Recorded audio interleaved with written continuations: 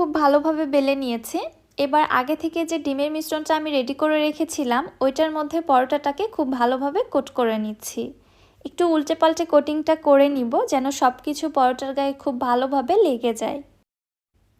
Coating করার পরে চলে যাচ্ছি পরোটাটা ভেজে নেওয়ার জন্য। চুলায় একটি প্যানের মধ্যে সামান্য একটু তেল দিয়ে দিচ্ছি, 1 থেকে 1.5 টেবিল চামচের মতো। তারপরে পরোটাটা আমি তেলের মধ্যে ছেড়ে দিলাম। অবশ্যই গরম তেলের মধ্যে পরোটাটা ছেড়ে দিবেন, তাহলে পরোটাটা খুব বেশি ভালো হবে। আর উপরের অংশে এক্সট্রা করে আমি আরও কিছু সামান্য ডিমের মিশ্রণ দিয়ে দিলাম, এতে করে পরোটার টেস্ট বাড়বে। এক সাইড থেকে যখন হয়ে এসেছে পরোটাটাকে আমি উল্টিয়ে আবারও দুই পাশে খুব ভালোভাবে ভেজে নিচ্ছি। চুলার হিট মিডিয়ামে রেখে এই পরোটাগুলো ভেজে নিতে হবে, তাহলে দেখবেন পরোটাগুলো ফুলে একদম ফুটবলের মতো টইটম্বুর হয়ে যাবে।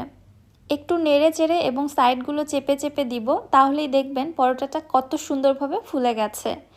আশা করছি আপনারা দেখে বুঝতে পারছেন আমার এই পরোটাটা কত বেশি ফুলেছে আর দেখতেও এত বেশি লোভনীয় হয়েছে, কি আর বলবো, আমার তো দেখেই খেতে ইচ্ছে করছে।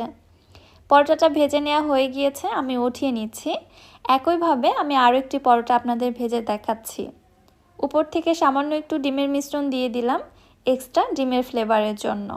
এক পাশে হয়ে আসলে অপর পাশে উল্টিয়ে আবারও ভেজে নিচ্ছি।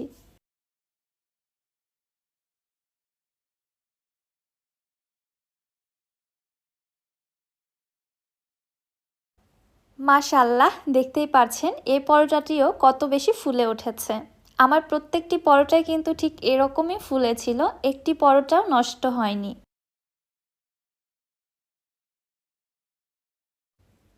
পরোটাটি ভেজে নেওয়া হয়ে গিয়েছে, আমি উঠিয়ে নিচ্ছি।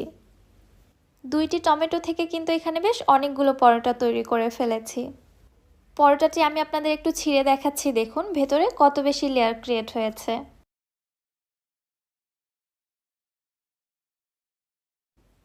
আমার সমস্ত টিপস অ্যান্ড ট্রিক্সগুলো যদি আপনারা ফলো করেন তাহলে কিন্তু এরকমই পারফেক্ট পরোটা আপনারা তৈরি করে নিতে পারবেন।